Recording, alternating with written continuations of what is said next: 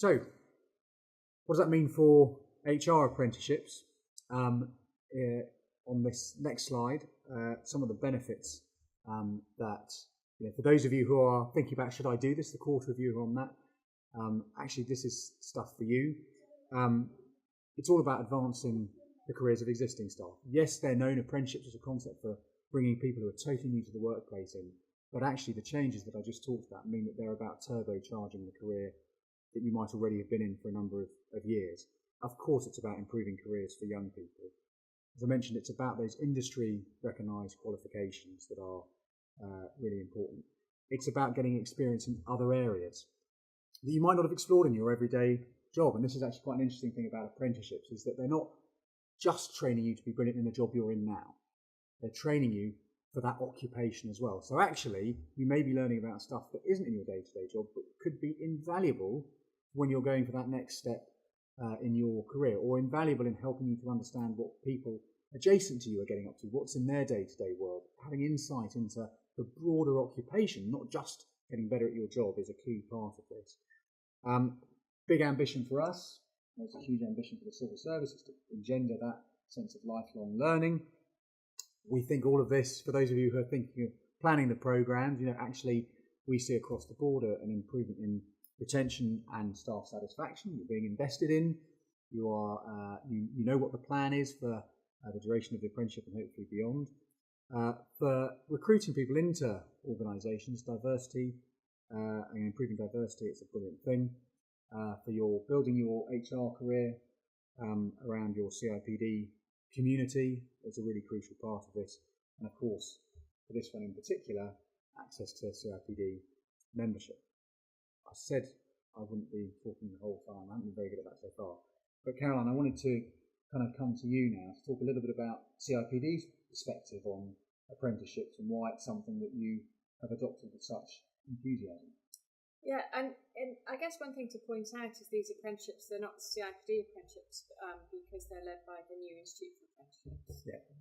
However, we've played a central role alongside other employers pulling together the standards, and we take a really keen interest in how apprenticeships work, which is why we teamed up with Arch Apprenticeships in terms of delivering these into the civil service. Fundamentally, this country, as others, needs to redress the balance in terms of skills development. And often you hear, when you're talking about HR development, the term cobbler's children's shoes. I'm sure a lot of you spend a lot of your working days worrying about everybody else. And as a function, lots of civil service functions, they do invest. Obviously, I think you're quite good at investing in HR, but relative to other professions, perhaps less so. So the fantastic thing about apprenticeships across the board, as far as the Institute is concerned, is it is forcing the hand of employers to do something, but we're seeing, for example, an unprecedented interest amongst the HR function to develop itself. So as I say, the civil service already does some fantastic things. You have your accelerated development scheme, you have your fast track scheme, and so on. I think apprenticeships in particular, including qualifications at the foundation intermediate level, offer the opportunity to spread that even more widely. So the CIPD are very fully behind this as a means of further professionalising HR generally, but civil service HR specifically. Yeah, and where are you seeing, which sort of bits of the economy are you seeing? Are you seeing particular interest in the HR apprenticeships from? Is it government? Is it from the retail sector? It's sort of across the board actually. If I think about the organisations that we're partnering with Arch on, so across all sorts of sectors.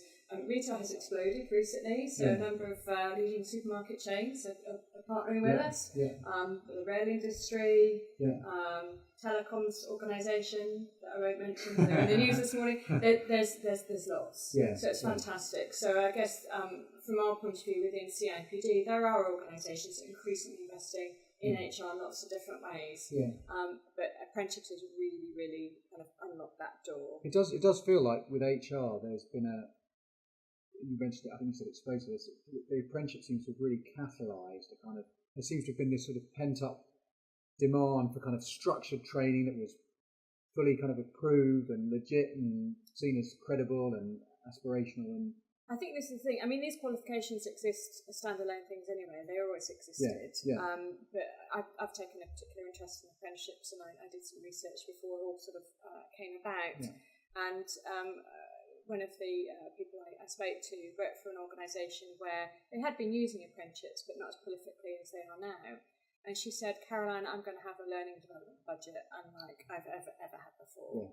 So I think, there are organisations that do invest across their different functions, and that's very commendable, but it does mean that effectively, in some ways, it's the chief finance officer that's saying, please, what can we do to get our levy money back? Yeah.